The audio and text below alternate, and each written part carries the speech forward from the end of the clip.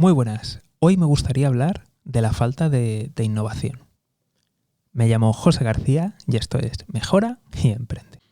Me vas a permitir que te hable de la historia de un chiringuito de playa. Lo sé, así a primeras parece que no tiene mucho que ver con la innovación, pero tú sigue escuchando y verás como al final tiene mucho que ver con la innovación. Imagínate que estás en una playa, una de estas playas mediterráneas, preciosas, con sus dunas, y que el único comercio que hay allí es un chiringuito en toda la playa. Hay por un lado 1 kilómetro y por el otro kilómetro. 2 kilómetros de playa. Y ningún otro comercio. Un chiringuito de playa. ¡Wow! Menudo negocio. Qué bien le va al chiringuito. Entonces, tú que eres una persona emprendedora, dices, oye, a lo mejor podría montar yo aquí un chiringuito, ¿no? En la playa. Así que decides ir al ayuntamiento de la localidad y le preguntas, oye, me gustaría poner un chiringuito de playa. ¿Qué tengo? No damos licencia. Pero ¿cómo que no dais licencia? Pero si ahí hay un chiringuito.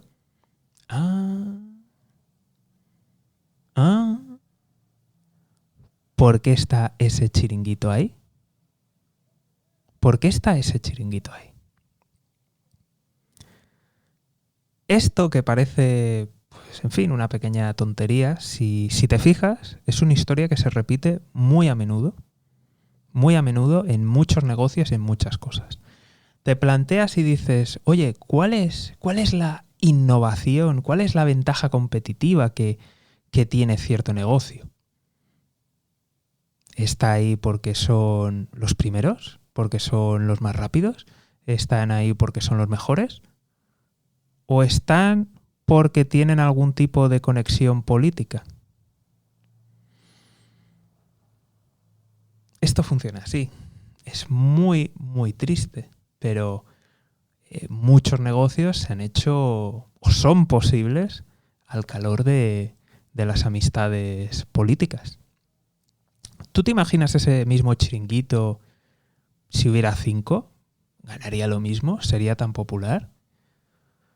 Con 2, desde luego, bajarían sus ingresos. ¿Con 3? ¿Con 4? ¿Con 5? Sería posible que no fuera viable. Es más, si entrara uno bien gestionado, simplemente tuviera competencia, podría ser que desapareciera completamente su negocio y que no pudiera competir. Otro gran problema es que en muchos negocios, sectores y ubicaciones, el dinero tiene un papel determinante. Y si no, piensa en alguna localidad pequeña o en alguna región pequeña donde hay 4 o 5 comercios de un sector.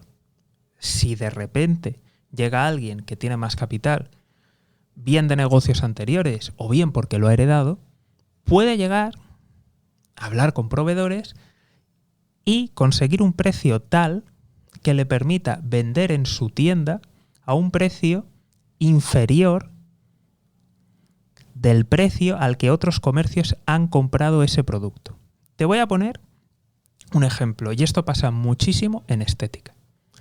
Resulta que hay tiendas, y esto pasa, date una vueltecita por tu ciudad, teóricamente de profesionales, donde teóricamente tú tienes que ir con tu acreditación de que estás dado de alta, de que te dedicas al sector, y por tanto tú compras allí y te hacen un precio, pues eso, o sea, compras a un precio menor que el de venta al público, evidentemente, para tú tener algún tipo de margen. Y evidentemente los fabricantes ganar, fabricantes y mayoristas ganar y vender más, para que tú te encargues de la venta directa al consumidor final. pues en muchos de estos sitios no te piden nada y te lo venden directamente al mismo precio al que compran los profesionales. Es más, tanto en estética como en alimentación, en productos naturales, en muchas ocasiones, aunque haya un precio para minoristas, para profesionales y para comercios, si tú haces una determinada compra, te hacen una rebaja brutal y bestial, de tal forma que puedes vender más barato, a un precio más barato del que le ha costado a tu competencia. Teóricamente no debería de ser. No sé hasta qué punto, depende del país, depende del sector, depende de los contratos, hasta qué punto es legal, pero ocurre.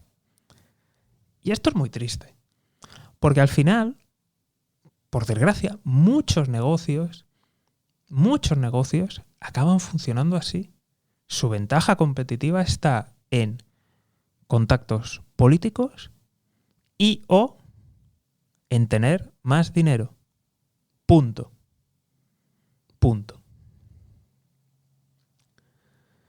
¿Qué ocurre aquí?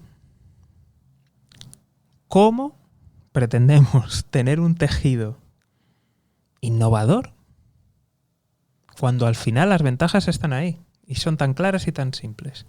¿Qué espacio, qué margen de maniobra hay para la innovación, para el esfuerzo, para el trabajo? ¿Qué margen hay? No hay casi margen. Y esto, por desgracia, pasa en muchas economías periféricas de la Unión Europea, aún mucho más en Latinoamérica y aún mucho más en otros países. Y eso hace que otros países más competitivos, más abiertos, se desarrolle mucho más la innovación. Esto que estoy contando es una opinión, pero es que yo creo que afecta mucho. Creo que cuando uno se para a analizar muchos negocios, se da cuenta y dice, pero vamos a ver, ¿cómo es posible? Conexiones. Que hubo un cambio normativo. Que simplemente compró a tal precio tanta cantidad y no pueden competir el resto. Cuando al final la mayor parte de herramientas para tener una ventaja competitiva empresarial se sustentan en el dinero puro y duro, en meter más cantidad de dinero, o en conexiones políticas, realmente tenemos un problema. Es cierto que a corto es fantástico para los que tienen esas ventajas, pero no tardará mucho en llegar una empresa que de verdad ha podido innovar y, por mucho capital que meta, su innovación le permite ofrecer precios más baratos, precios más bajos. No tardará mucho en llegar una empresa que sus innovaciones, pese a las legislaciones, pese a los contactos y a los amigos, le permitirán operar de tal forma que sea inmune a esas normativas. Esto, si te fijas, no ha parado de pasar. Verás que muchas empresas, pues que gracias a que a lo mejor, pues bueno, son herederos de otros negocios y tienen dinero, han conseguido hacer, y que llega una multinacional y les arrasa.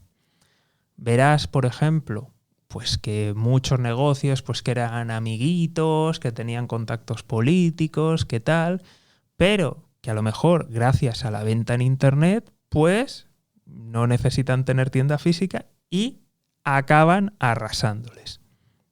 Esto que evidentemente, pues oye, ya era hora de que se limpiara, al final acaba siendo un gran problema para muchas regiones, muchas ciudades y muchos estados. Porque ese tejido empresarial se ha basado pura y llanamente en los amiguismos y en tener más dinero que otros, al final acaban siendo arrasados y al final te acaba arrasando todo el tejido empresarial. ¿Cuál es la solución? Pues la solución es que tengamos mercados más abiertos, en que de verdad empecemos a primar la innovación, en que realmente primemos a ese valor añadido y le dejemos campo para correr. Problema, pues que muchos negocios, por desgracia, se sustentan en estos dos pilares. Y evidentemente, si les abren el campo, pues van a correr peligro, de entrada van a perder negocio e incluso pueden llegar a poner en riesgo su modelo. Pero me da la sensación que como no se haga un esfuerzo por todo esto abrirlo, al final, si no sale un tejido innovador propio, el tejido innovador vendrá de otro lado y lo arrasará todo. En fin, espero que os haya hecho reflexionar y sobre todo animaros a innovar y a tener mucho cuidado, porque desde luego van a venir innovaciones muy fuertes y aunque estéis en algún sitio y digáis, no, esto no va a cambiar nunca, aquí hay tales familias, tales sectores y siempre va a funcionar así, no. Atreveros a imaginar, atreveros a soñar y, ¿por qué no? Si no podéis empezar allí, plantearos en emprender en otro lugar o directamente emprender de manera global. Pensar a lo grande. Como siempre, si esto ha resonado contigo, compártelo con alguien que merezca la pena. Un saludo y toda la suerte del mundo.